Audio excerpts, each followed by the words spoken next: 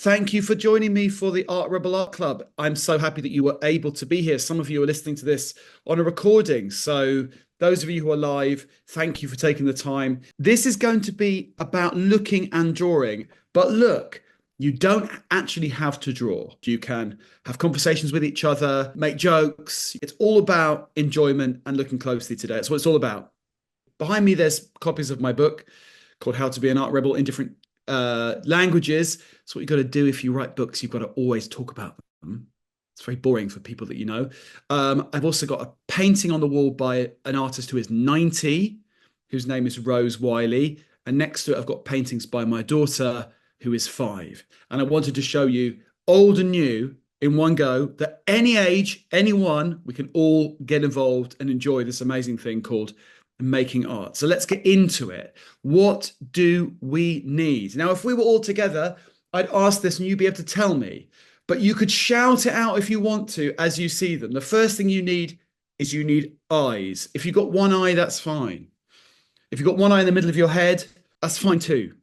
You need your eyes today. What else do you need? You need your ears. You're going to need to listen to what I'm saying, but just as important, listen to what other people are saying, like the people that you're with. Maybe they're noticing things. Maybe they want to tell you something. So listen to them too. What else do you need? You need paper, right? You need to have paper in front of you. I've got a bit of paper. I'm going to do some drawing too. It doesn't matter what kind of paper you've got. It doesn't matter what color paper you've got. Don't have paper like the ones in that painting. Those paintings, those pieces of paper are all covered in writing and they're a little bit old. One's even got a fly on it. Looks a bit disgusting. So don't choose that. Get yourself a piece of paper. And of course, you need something to draw with. Now, that is a pencil, but it doesn't have to be a pencil. I've got a pencil here. It doesn't have to be a pencil. It could be a pen. It could be a crayon. Could be a felt tip. Could be a charcoal. Could be lots of different things. Something to draw with. Could even have a paintbrush and some paint if you wanted to, or a pastel. And finally, you need to have a hand to hold that stuff with. That's an amazingly veiny, muscly hand, but your hand doesn't need to look like that, but you need to have hands. So all these things are things that we either already have or we can easily get hold of, because the thing is, making art can be as cheap as chips, as cheap as they come. You don't need expensive material. You don't need expensive equipment. All you need is all these things, plus, of course, the most important thing of all, imagination. Now, some of you may have seen this already. Some of you may have noticed what's going on already. But if you turn your head to the left, just tilt it to the left, you may see a different image than the one you see when you look straight on. Looks like a landscape straight on, looks like a little island with little boats and people and crags and trees. And if I tilt my head to the left, I see a person's head. Now, looking at art is all about your imagination. It's all about using your imagination. You've all got it. Even adults have it, by the way. They do have it. Just that adults do a very good job of not using it that much. Some adults. So we're all going to use it, including the adults. We're all going to make use of our imaginations today and to see how we can get something out of looking at art we may know or may not know. Now, look, whenever you play sport of any kind, whenever you play football or basketball or lacrosse or curling or whatever it is you're into, it's a very good idea to warm up first, isn't it? It's very good to warm up. So some of you may warm up by jumping up and down, doing some star jumps, stretching. If you're an actor or an actress and you're going on stage, you do vocal warm-ups, you warm up your voice, you go ba ba ba ba ba ba ba ba ba ba or whatever. I didn't really have much of a career as an actor, but those are things you can do. Now, exactly the same thing when you look at art. You need to warm up your eyes and you need to warm up your imagination. And we're going to warm up with a painting by an artist that a lot of you may have heard of. But if you haven't, there's nothing to be ashamed of. You don't have to have heard of any artists. It doesn't matter about that. All that matters is that you take the time to really look at what we're showing you. So let's go on to the next page. So some adults, even some children, you might see the name of the artist at the bottom and you say, wow, it's a painting by a very famous artist called Vincent van Gogh. But him being famous doesn't matter yet. Because what we're going to do, and I'm going to do it with you as well, is we're going to do our warm-ups. We're going to do our warm-ups to get ready to look at things, because you can't just go right into it. You've got to get ready for it. So first of all, we have to imagine ourselves in the picture. Imagine ourselves taking a step inside it. Now, you can't really do that, of course, but you can imagine it. Take a step inside, take another step. So you're standing somewhere in the middle of that scene.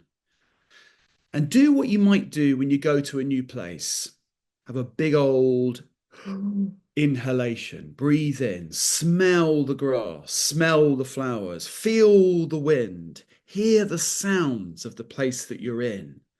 Try and, as you look, think about what it would be like to be standing there. Now, right now, I'm speaking to you in the afternoon. The light is starting to go out of the sky already, and it's only 3:15. But here, I'm in the summertime. There's a little breeze blowing that shafts of grass around, I think. There's light on top of the grass, but there's also butterflies.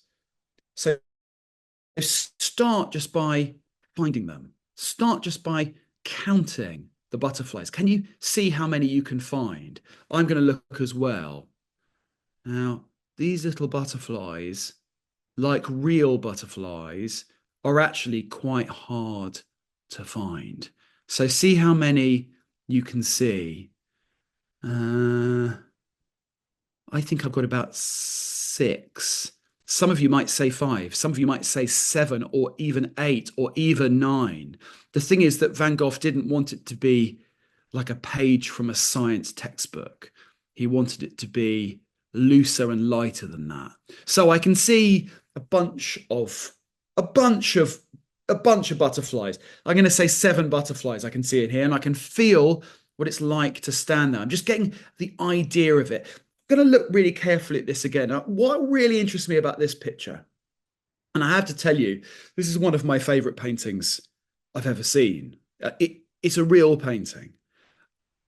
It really exists.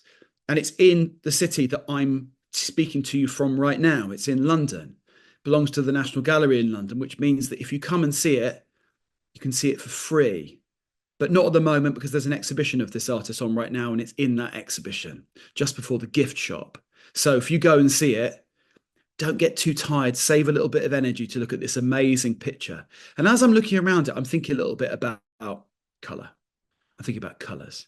And I'm trying to do something which is going to sound a little bit strange to you, perhaps. And it's not about counting butterflies. It's about counting colours. I want to see if I can work out how many different kinds of green there are here. Now, do that for me. Do that for me. If you're drawing now, you can draw. It's fine. Get into it. But I'm just getting my eye muscles going. So I'm trying to count greens. How many greens can I see? Too many. 10, 11, 12. The greens are different, aren't they? Dark, light. Some of them are a little bit yellow. Some of them are a little bit blue. Some are a little bit white. Some are a little bit grey. Sometimes he's mixed the colours together. I can't really tell. There are so many greens. I mean, if I try and name the greens, look at these different names for greens. There are so many different names for greens. There are, in fact, I discovered this by looking it up, about 250 different shades of green in the world.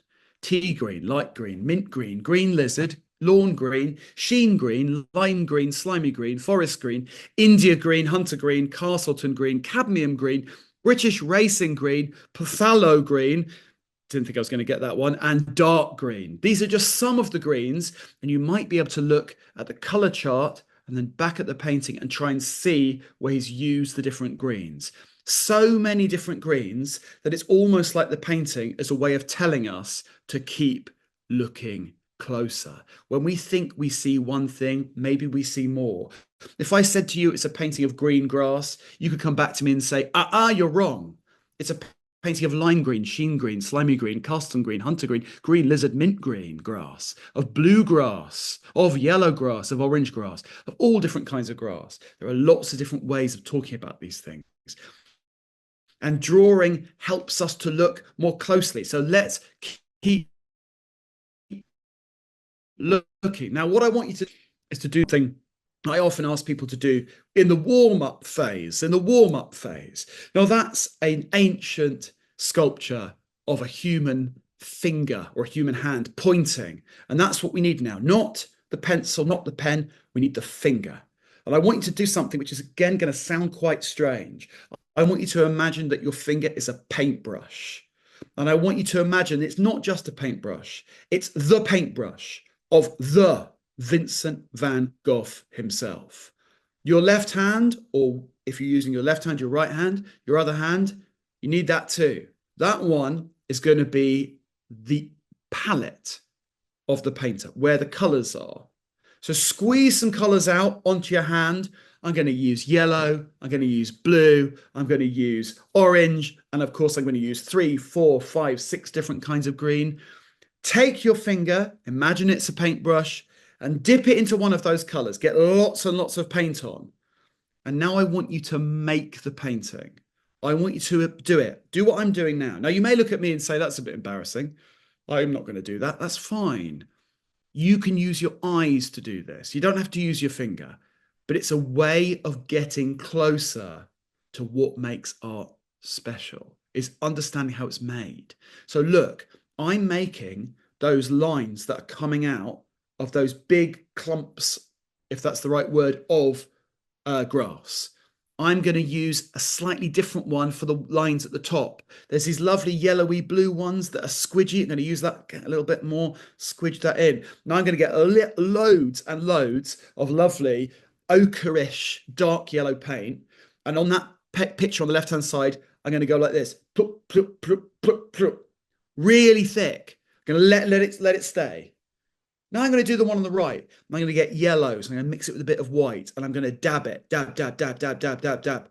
Pop, pop, pop, pop, pop, pop, pop. Little bit of blue. Pop, pop, pop, pop, pop. Little bit of green. Pop, pop, pop, pop. Tiny bit of black. Tiny bit. Hardly ever use too much black. Use a tiny bit of black. Tiny, tiny bit of black. The whole painting, I almost hinted at it there. The whole painting is a bit like a rhythm. It's the rhythm of different marks. And all of the thinking is in the rhythm of the marks. That's what you have to understand about what painting is and why a painting's so good. I think we've got our hands going. I think we've got our ears going. I think we've got our eyes going. I think we're ready, aren't we? Well, one last word from the artist himself. Nice job, says Vincent van Gogh. But we haven't got time to think about him, although he's a wonderful artist. We've got to get on with actually drawing and looking. Now, the next one is going to be where it starts to get a little bit more challenging. I'm sure you found making the marks of the brush pretty easy. I'm sure you thought this is child's play. This is simple. Let's make it a little bit more complicated. We're going to make it more complicated by doing a memory game. Now, you've got two choices if you want to take part. You can draw or you can chat. You can draw or you can discuss. On the left-hand side, a drawing by MC Escher of a hand drawing a hand. I'm not expecting drawings on that level. Don't worry about it. That was his job to be an artist. Don't stress if your painting, your drawing doesn't look like that. It's fine. On the right-hand side, don't have a discussion like that. That is not a healthy discussion to have within the family unit. That is a drawing or a print by an artist called Daumier. But what I want you to do is to look as carefully as you can at the painting I'm going to show you next. Now, it's not Vincent van Gogh. It's a different artist. I'm going to show it to you for 60 seconds. And I want you to write down or draw as many parts of this painting as you possibly can. And by the way, that means don't make it look neat and tidy like the one on the left. Just note down things, write down words, get as much as you can onto your paper. I'm going to give you 60 seconds. No, I'm going to give you 90 seconds. So you have a little bit more time because it's a bit of a complicated painting, this one. Got my alarm clock here. It's going to go off in a minute and a half. The painting is about to come. Get your pencil ready, get your paper ready, get your mouth ready to see as many details as you can from the painting coming up now. Three, two, one, go.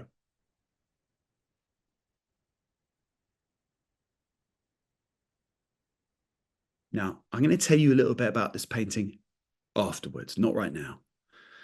Sometimes when we look at pictures, by the way, I know but you might be talking. I shouldn't really be talking at this time. But anyway, I'll tell you.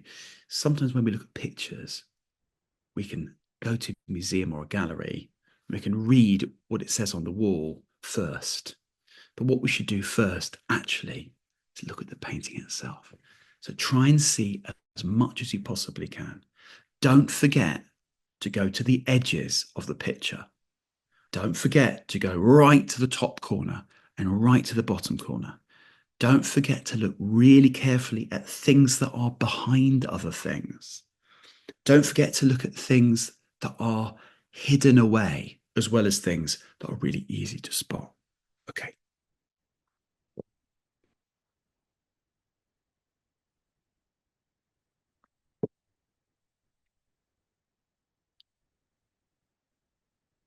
Twenty seconds.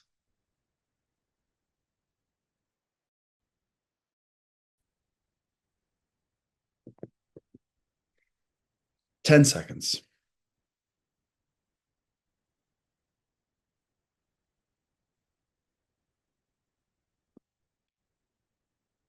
Stop. Okay. You've had your time. Well done. That is very quick looking. Normally, we would spend much longer looking at a painting, wouldn't we? But sometimes it's good to look quickly so you can get your eye working hard. You have to make your eyes work. I mean, my eyes look at art a lot, but I also watch telly, I look at my phone. My eyes are being really lazy when I do those things. But when I look at this and I really work, my eye is being given a major, major workout. So the question becomes, what did you spot? Have a look at what you've got in front of you, right? Have a look. You might have a very scribbly page. You might have some little drawings. You might have no drawings at all. You might just have words. You might just have noted one or two things. It doesn't matter. I didn't give you very, very much time. So don't worry too much if you feel it didn't have enough time because you're about to have enough time with the next thing. What kind of things did you spot? Let's see what you got on with. Did you see any of these things?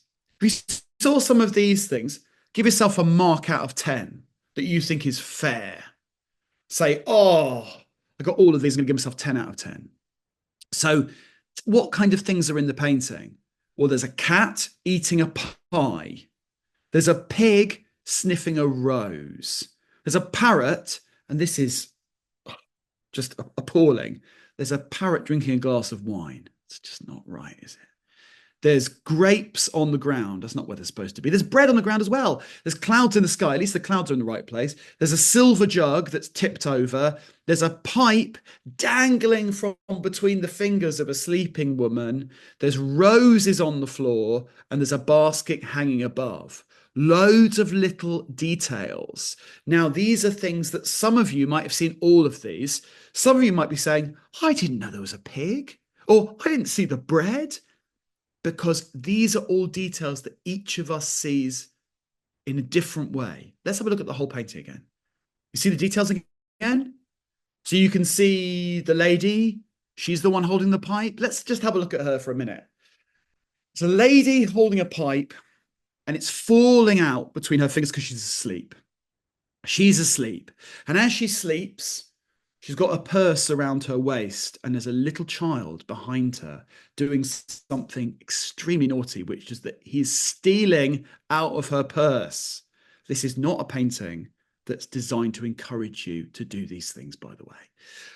Meanwhile, the parrot, which is the pet, is being given a glass of wine by a young girl. That's a terrible thing to do. On the floor in front, there's grapes, there's bread, there's the jug. Things are in a little bit of a mess in this painting. In fact, it's a painting that's full of bad behavior. The boy in the middle is giving some roses to a pig. Now, that's just a silly thing to do to a pig. Pigs shouldn't be eating roses.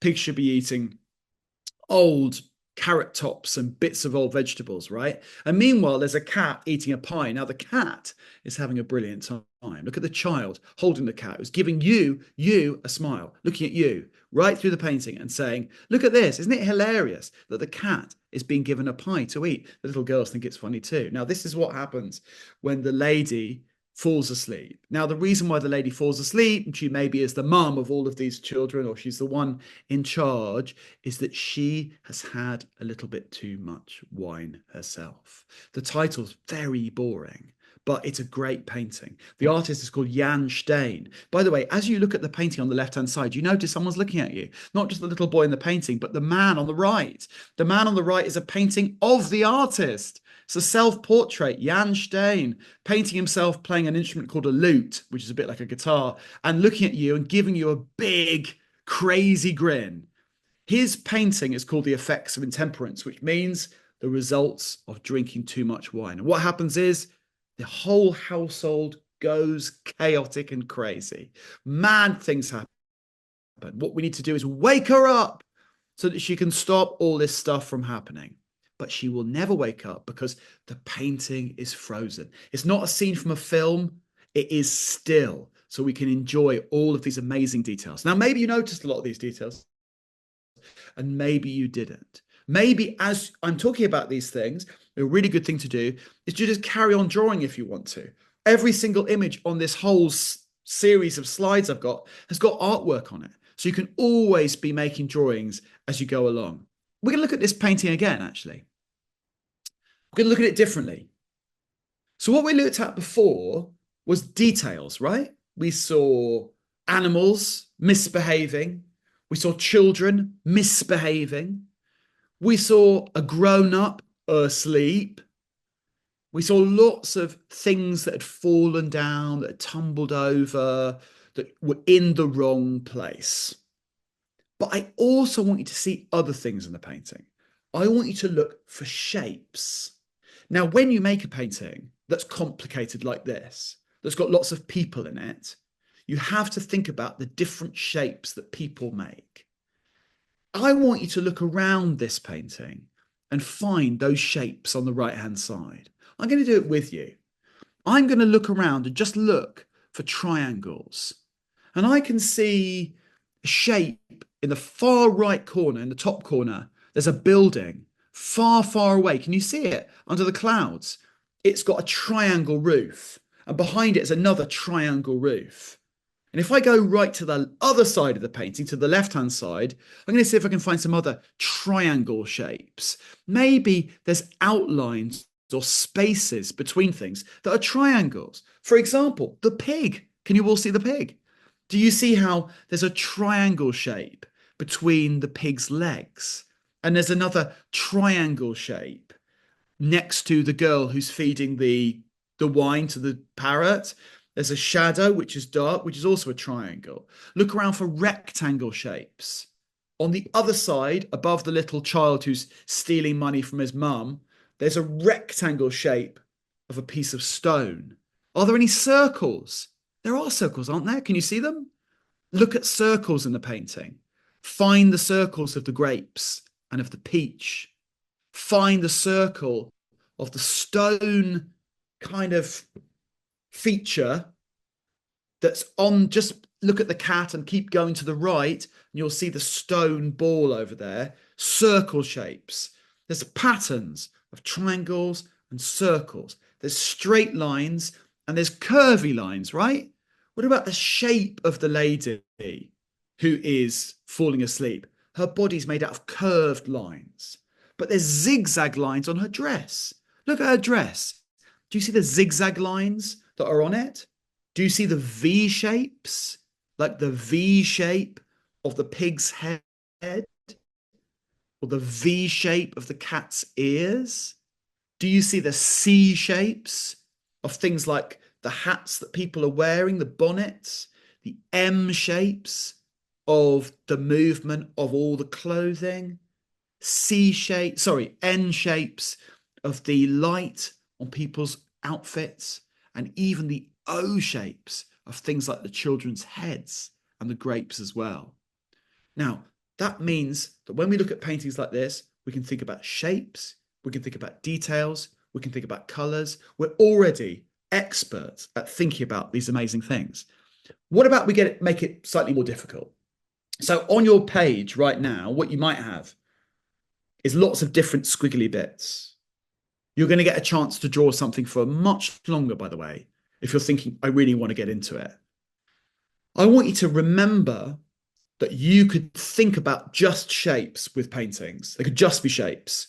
In fact, imagine if you could take away all the people, all the animals, and just have a painting made of shapes. If you did have a painting just made of shapes, it probably would look a bit like this. Here's a painting that's just made of shapes. There are no people, there's no place, there's no clouds, but it's a bit like the other one because it's all about different shapes and how they relate to each other. As you look at it, we need to look at it carefully and try and find these shapes. Now, some of them are not there. Some of them are.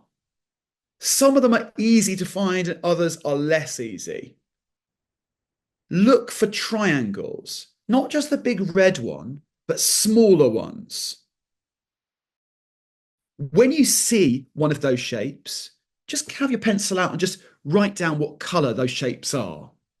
Look out for rectangles. Some of them are more obvious than others. By the way, the whole picture is a rectangle. Circles. Now, I don't see a whole circle, but I see curves, don't you? Curvy lines. Part of a circle, maybe. Zigzag lines. Maybe if you do the outlines of some of these shapes and you trace them with your pencil, you will see zigzag lines. Let me give you an example if you're confused. Look at the bottom. Look at the black shape. The black shape that sticks out has got an outline. It goes up, it meets the grey one, then it goes down, then it goes up again on the grey, then it goes down on the red. Now that shape is a zigzag. Are there any V shapes? Loads of V shapes in this one. Look at the top. Look at the red rectangle, sorry, the red triangle at the top. Go to the top of the red rectangle, go down, and then see where it goes up on the grey. It's a V shape. It's also another triangle shape. There's loads of shapes. The more I look at this, and I'm looking at it right now with you, the more shapes that I see. I can see C shapes. I can't see.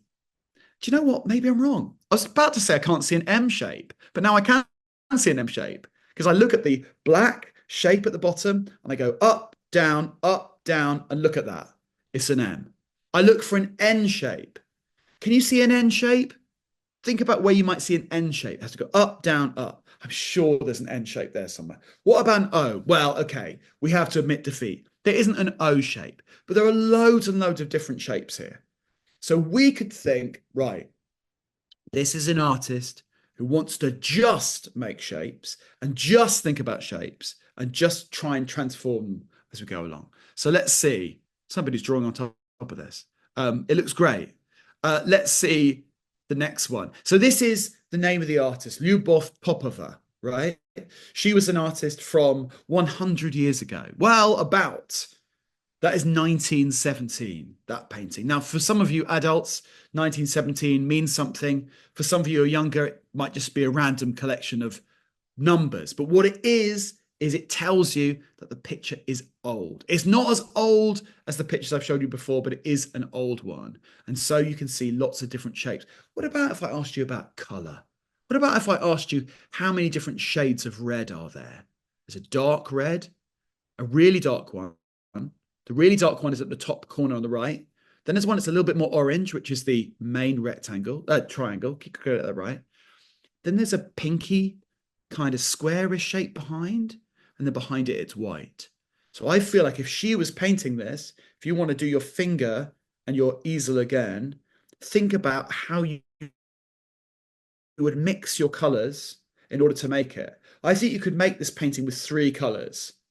I think you could make it with black, white, and red. Don't you think so? I don't think there's anything else in there, but you mix it together in order to make different kinds of colors with it.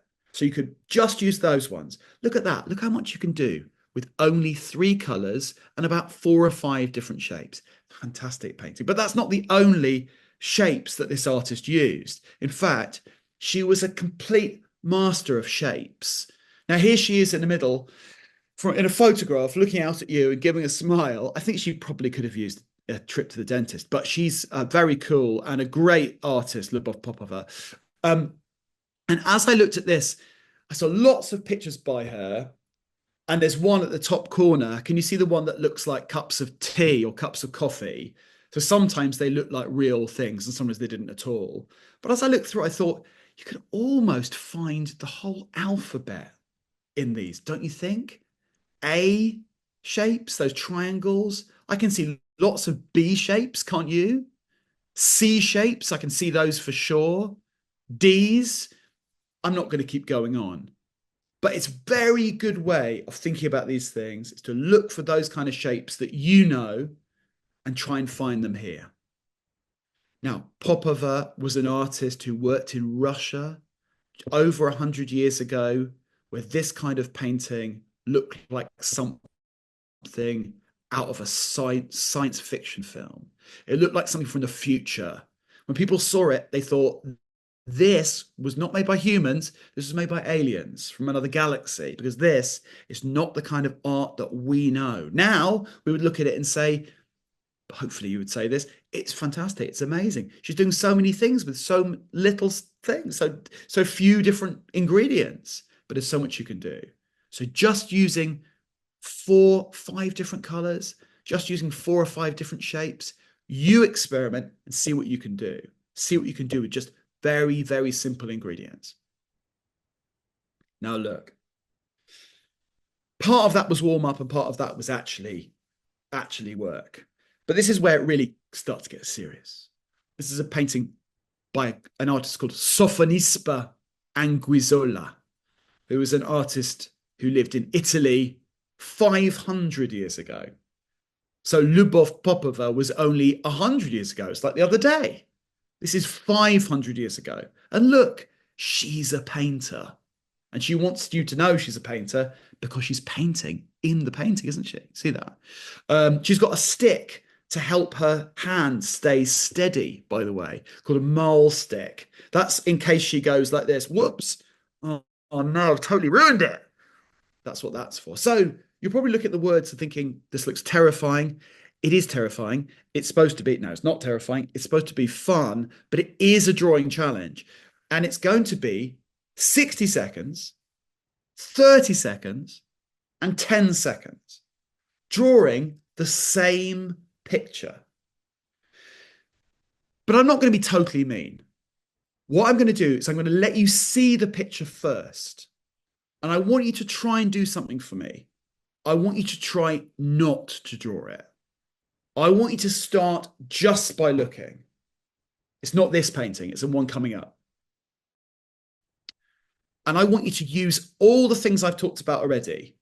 I've talked about breathing in and imagining yourself in the picture. I've talked about trying to count how many different colors there are. I've talked about looking for little details. And I've talked about looking for shapes. You could do one of those things with this picture and it would help you to understand it. I don't want you to draw it yet. I'm going to give you a little bit of time just to look, and then we're going to start our drawing activity, okay? So let's start. Let's have a look. So don't draw. Just have your hands in front of you. I'm doing the same thing. And I want you to look all over the picture. And what I really want you to do is to make sure that your eyes have gone everywhere. Now, sometimes when we look at art, we just look at one bit. We just look at a person's face. We have to look at the entire thing. And a good way of doing that is actually to imagine yourself there. It's actually to take a step on that path at the bottom of the picture, walk past the, what do we think that is? Is it a goat? Is it a sheep? Is it who knows? We'll walk down into the landscape. And as we walk along, we're going to be past passing things. The first thing we're going to pass is that sheep. Then we're going to pass a person wearing a red dress or red trousers and a white top, but we don't know who they are. They're too far away to see. We're going to go past one house on the left, sorry, on the right. Then we're going to pass another house on the left. We're going to pass a yellow tree. Do you see it? We're going to go past a green tree and then 3 or 4 orange trees. As we go along, we're walking so slowly. We're going past the house on the left and we're getting closer to the blue water, aren't we? Very close to it. So close to it, we have to go past the last orange tree and out of the painting and then back into the painting again. Are you with me? Where you should be now is on the other side of the water. So now as we walk along, don't draw, just take it in. We're going to go past a house. Another house looks like these houses on the other side of the lake. We've got orangey, fiery colored trees. But as we go along, do you notice something? The trees look smaller, don't they? They're like harder to see what they are. That's because it's supposed to be further away. You know, in reality, it's just a painting, right? Feels quite real. As we go along, do you see there's a kind of pink blob? The roof of a little house, or maybe a place where people store boats. Keep going. I can see yellow, orange, orange, orange, orange, yellow. They look like blobs, but do you know what? I know what those are. I know they've got to be trees because the trees down here told me what trees look like in this painting. Keep going. Go, go, go. Go to the orange bit, the orange shore. Do you see where the water's really, really dark? Dark blue. Now I want you to do a mountain climb and go right up the side. Go right up. Go through the trees. Look at those trees. Really dark green. They're probably fir trees, I think. They're evergreen trees. Go through the forest. Don't get too lost in the forest. Keep going, keep going. Now, do you see there's a mountain behind? Okay, get your heavy duty climbing gear on and go right to the top of the mountain. Just go up. Go all the way to the top until you can touch the clouds. You up there now? Look how far you came. You went right from the bottom left corner and right to the top left corner, and you did it by slowing down. Right, let's keep going. Let's go down the mountain on the right-hand side, the opposite side to the one we came. And I want you to find that, go past those 2 clouds that look a bit like sheep as well. Go down that bit and go past the orange part and see the blue mountain in the background. Do you see that? And far away, we're going to go along the yellow strip. Do you see that? It's a bit like a beach, maybe. And it's going to take us all the way out. We're out. Okay, we took a walk. In real life, if we took that walk, it would take us how long? Like a day, probably, because we had to go way up a mountain and back down again. But the painting didn't need to take too long, but we found our way around, didn't we? We navigated the painting. Okay, now we're going to draw it. But I'm going to give you 60 seconds. And because it's up already, some of you might have already started drawing it. If you haven't, I want you to do something for me. Get your paper so it's the right way round. The first thing you should always do with drawing. Is it this way up or is it this way up? Is it portrait or landscape? I think it's probably landscape, don't you think? And I want you to just, on your page, first of all, find the middle of the painting. What's the middle of the painting? Right in the middle. I think right in the middle is maybe that orange bit that's sticking out into the, do you see it? You might disagree, you can choose your own middle. The orange bit that's next to the very dark water, the very dark blue water. Find that in the painting. Now go to your page and make a little dot in the middle or a cross. That's the middle of the painting, okay? That's the middle of your page. So what you're going to do is you're going to draw what you see on the screen onto the page, but that little dot in the middle is going to help you. That dot is going to be your anchor that's going to help you do all the rest of it. So you don't have to be frightened. You're going to absolutely nail this. It's going to be amazing. But when we draw, by the way, it's not about getting a prize and it's not about getting a good mark or anything like that. It's about helping you to look carefully. That's what drawing is all about. Drawing is about super looking. It's about like it's like Superman. I don't know how many of you know about Superman, but Superman has X-ray vision. He can see through things. You can do that too, kind of. You can do it through drawing. So let's do it. Let's do it. Find that middle point. Have you got it? Have you got it on your page? This is what I've got. I've just got a little dot on my page, but I'm going to draw with you. We're going to start by doing 60 seconds. 60 seconds is not enough to get all the details. So get as much as you possibly can. I'm going to do it with you. Remember, 60 for the first one. The next one is 30. I advise you to get your pencil and put it onto the dot in the middle of your page. Are you ready? 3, 2, 1, go. Just get as much of it as you possibly can. All right. Don't worry. It doesn't have to be good. In fact, it shouldn't be good. You shouldn't even be thinking about things being good. You just have to get the idea of it. We're doing well. Don't panic. Don't panic. But don't get caught up with details. Don't panic about details. You just want to get the general idea. What is this picture? What are the general shapes? Try and get everything, by the way. Try and get everything. Don't just do one little bit. Try and get everything. Try and get the mountains, even if they're just little blobs. Try and get the clouds. Da, da, da, da, da. You've got time. You're doing fine. There's 20 seconds left. It's like tons of time. 20 seconds, isn't it? Tons and tons of time. Da, da, da, da, da. Doing pretty well. Ba, ba, ba, ba, ba, ba, ba. Got it right. If you feel you've done it already, you haven't. You've got to keep going. You've got to keep going. Add some dark colors if you want to. Get things in. See what you've missed. You should be getting every single part of it in. Oh, stop. Stop. Okay. I'm not shy. This is what I've done. Right? It looks like a total scroll, right? I'm not going to put it into an art prize, but like I say, that's not what drawing's about anyway. It's not at all about making what you think is a good drawing. Drawing's not about that for any artist. Drawing is about thinking. Drawing is about thinking. So that's what we're going to do. So how'd you get on? What did I do? Have a look at your drawing. I bet it's better than mine. I've done, it's quite scribbly scrawly, but I tried to get the mountains and the clouds and the shape of the houses. I did okay. Have a look at it and think, next time I do this, I've got 30 seconds. I've got half the amount of time, right? So I'm going to have to do that at much greater speed. So do it again. Get another piece of paper. Thanks for the, I like this little additions to this self-portrait by Courbet. I just think he would have enjoyed it too. Get your piece of paper.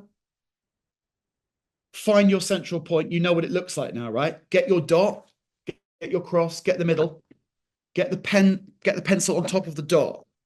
This is 30 seconds. I mean, this is just so mean. It's going to be 30 seconds. Don't start drawing yet. Don't start. You can't see it. Don't start drawing yet. We're going to do it in 3, 2, 1, go. Right. Right. No time for details, guys. No time for details. No time for details. Do it super fast. Don't even worry about how it looks. Get the outlines of things. Get it done. There we go. Fantastic. Yeah. Yeah. Get all of those marks. Get the general shape. Whoops. I forgot to press start. So you've got an extra bit of time. Haha. You lucky things. You've got about 40 seconds rather than 30 seconds. Well, you won't hold it against me, I'm sure. So keep going. Keep going. Get everything down. Get the general shapes. I'm going a bit crazy with my pencil here. I have to admit. Just getting those shapes in. I've got 10 seconds left. It's definitely quicker than last time. The next one's going to be even faster than this. Get the general gist of it. Okay. No. 1 second. Okay, and stop. Thank you. Right. Stop. Okay. Have a look at your drawing. If you can, have a look at that drawing next to the one you did before. Maybe you can look at the other drawing next to it. Maybe you've got 2 pieces of paper. When I look, so this is my new one. My new one is a bit similar, but it's much more scribbly. I've gone really simple. The question is, what did I leave out? And what I left out is details of like windows and things like that. I just went for it. I went really, really, really fast. By the way, I know what you're thinking. Yes, we can do it much faster than that. We're going to do it in 10 seconds. It's mean. Yeah. Okay, I'm going to give you 15 seconds because you're nice. 15 seconds, but no more than 15 seconds. Do what you did before. Let's do it every single time. Get your piece of paper out, get your middle point, make a cross or make a dot. Put your pencil there. You're going to have 15 seconds. You've got no time to mess around. You've got to move that pencil, make it dance on your paper. Don't waste time. Go for it. This is going to be 15 seconds. Good luck, everybody. Let's go for it. Three, two, one, go. Move as fast as you possibly can. That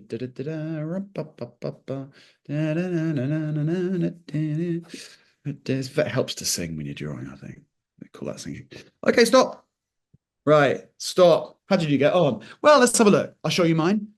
There you go. Now look, it's not bad. I'm not, like I say, I'm not putting it in for an art prize. What did I do here? Have a look at your drawing. What did you do? In your first drawing, you probably spent a bit more time with little details and you might have got snagged on them. You might have got stuck on them. You might have thought, oh, I have to get the house just right. But when you did it in 30 seconds or 40, whatever it was, you had to make some choices, didn't you? You had to say, I haven't got time for all these details. And when you had 15 seconds, you had to make quick choices about what to leave in and what to leave out. You had to go fast. That's good. Going fast means that your eyes are getting a proper workout. Look at his eyes. He worked his eyes out every single day, but you can do it too. There you are. There's the painting you've been drawing. Now, there's loads of things you might have missed out, and it's totally fine. It's what you should be doing. You should be missing things out. Do you notice that even the artist missed things out?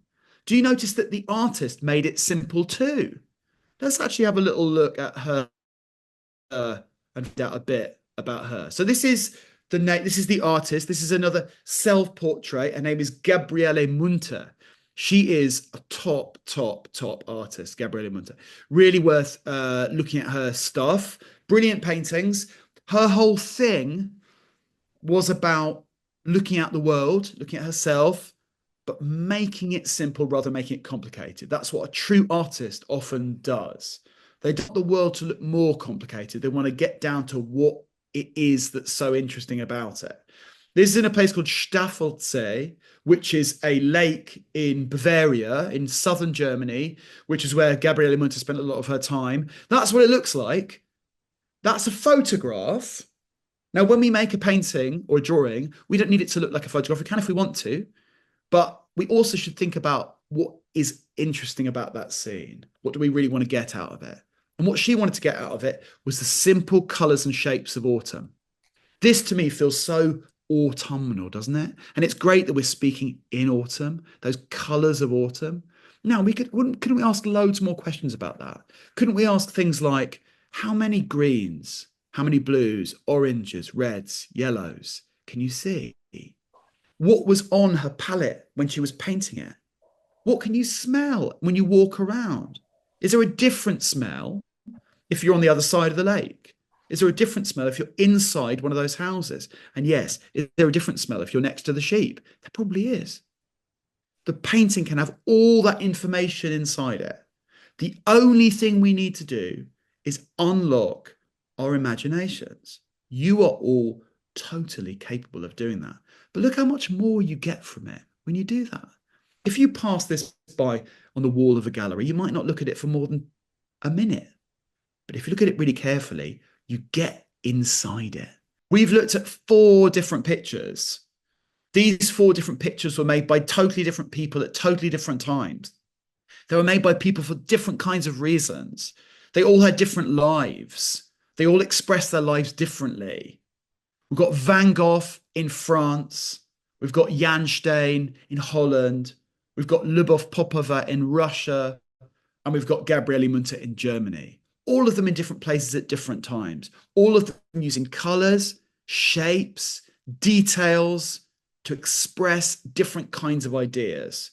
Now, what we've just done, you can do with any art ever made. I happen to be looking at paintings. We could do it with photographs, sculptures, drawings, prints, installations, videos, you name it, you can do it. You want to find out more? I recommend picking up my book, How to Be an Art Rebel, illustrated by the great J. Daniel Wright. In the book, there are loads of different artworks from loads of different places and loads of different times. And it can tell you all these different ways of enjoying looking at art. Art is definitely not boring. Art helps me to see the world in a new way, and I hope it will help you too.